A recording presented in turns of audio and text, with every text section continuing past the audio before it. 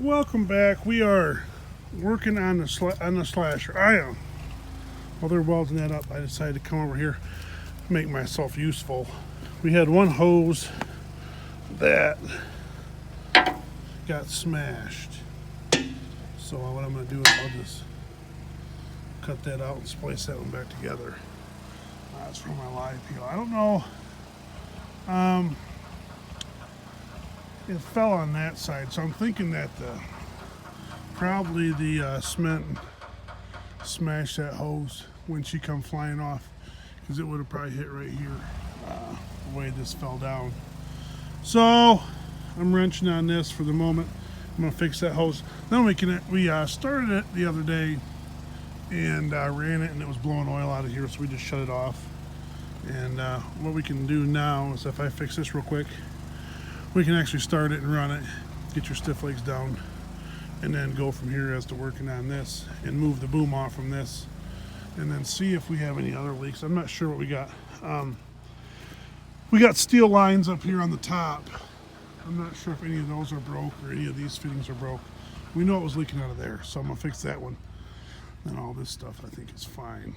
So we're gonna go back to working on this probably Monday or whenever we get a minute. The problem is I'm running out of chipwood, and I'm going to end up with, I got another load of chipwood sitting here, but then it runs into all that big stuff back there, and that's when this needs to get fixed. So updates this on the old slasher. The manifold's all done. I'm not done. It's in a truck, so we got that here. The only thing we don't have is the fan. That'll be here in the middle of next week sometime. Oh crap, fire! John to the rescue.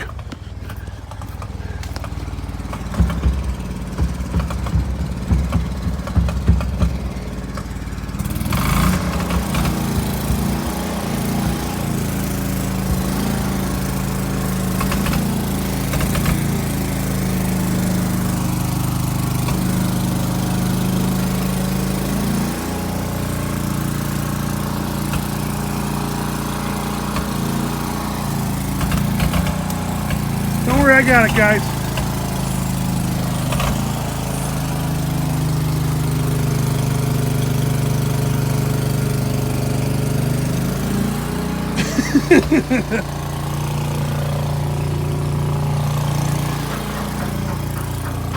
Always something.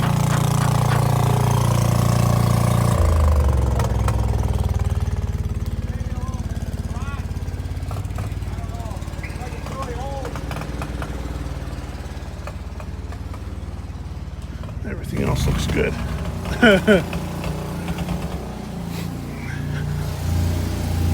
We're all good. We got her. Hey, little Carhartt come through.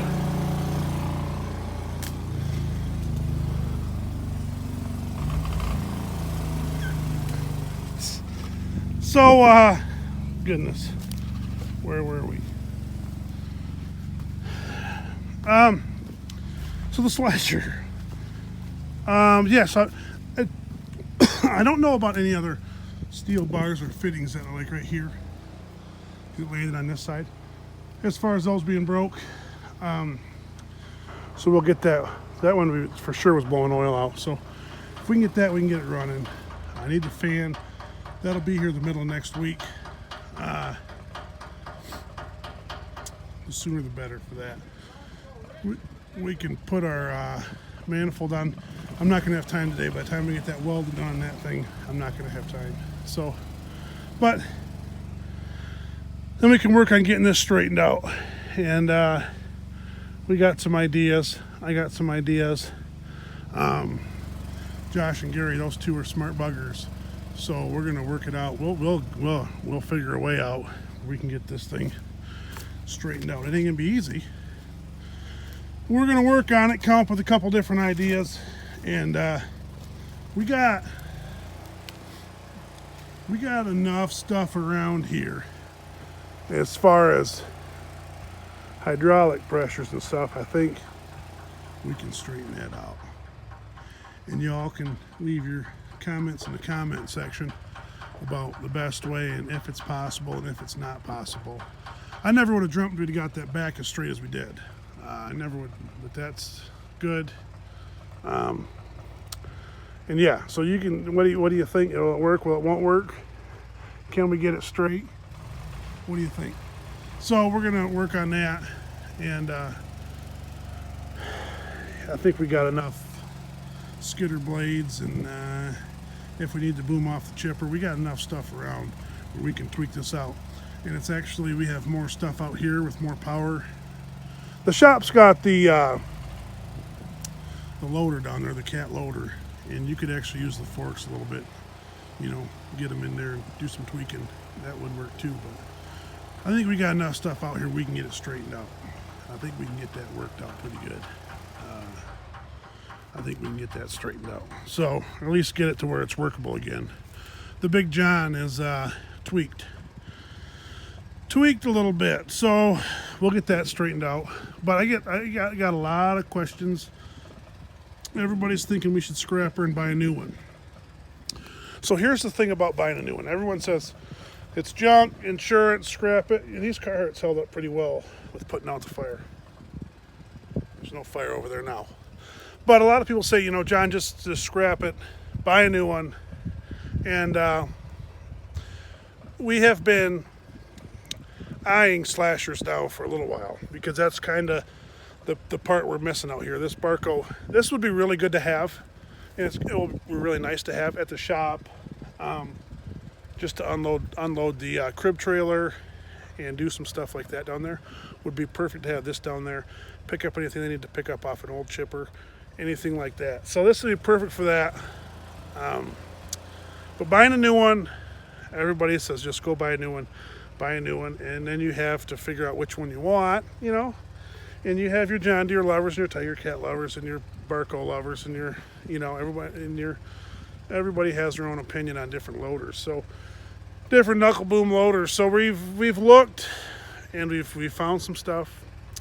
And the hard part about buying a new one is we can't just go out like today and buy a new one, because there's none like sitting there ready to go that we want. And we have stuff different than maybe some other people have. So it's kind of tricky buying a new one. Other part is you got to have about $300,000. That's what it costs for one. Anywhere in that range, in that ballpark, they're about the same. So coming up, you know, just throwing around 300 grand is just, you know, at this, you know, it's not, you can't just do that. So maybe you can, maybe all you on YouTube can, but so here's the deal. So we looked at some, okay, and we were looking at one. They had one available, and we're not in the predicament to buy one right now. So the one that we were looking at was before the Tier 4, so it was pre-def, which is what we're looking at. But even to get that one wouldn't be the middle of next. It'd be the middle of next summer before we'd get it. So it's not like you can just go buy one and then it's here and then we're slashing like crazy. It's something that has to be thought out, planned out. So we didn't pull the trigger on that one. So, and it was a Serco. So kind of interested in looking at the Sercos, and going from there. A lot of people thought Cat, all that stuff. We were looking at a Serco actually, and with a which is what I was with a 72-inch saw instead of the 60. The 60s they're not bad. They're fine on 99% of the stuff that we cut. They're fine, but that 1% that we cut, it gets really annoying. And even like when you have this hardwood's not too. This hardwood's smaller hardwood, but there is some bigger stuff down there. And the aspens, every now and then you come across a job where you have a big aspen job, and I like to get about 5 or 6 of them babies sitting in that cradle, but it's hard to do with a 60-inch saw. 70-inch saw, you'd be a little better situation. So yeah, that's kind of where we're at with that. So right now, with the manifold and the fan, that's the cheapest way to go to be able to cut logs this upcoming week. as far as buying a new one and doing all that. So that's what we're going to do. We're going to keep the old girl, fix her up, and we're going to get through, keep plugging away, and we'll see what happens. The other tricky part is like the saw for this, way down there, it opens and closes on the wrong side. It's not the wrong side, but for us, the way we're set up, when we got that new one built, we had it open from this side so you could stack your logs over here and the wood comes on this side. And this slasher set up more for the wood to come on this side and the stack logs over here, which is right against our chipper, which is kind of opposite of how we do it. So when we ordered that Prentice and that hand fab come the opposite direction, and so we're going to want that on the new one for sure, so it opens the other way. Just so much easier and better, and it works nice. So that's kind of what we're working with the old girl.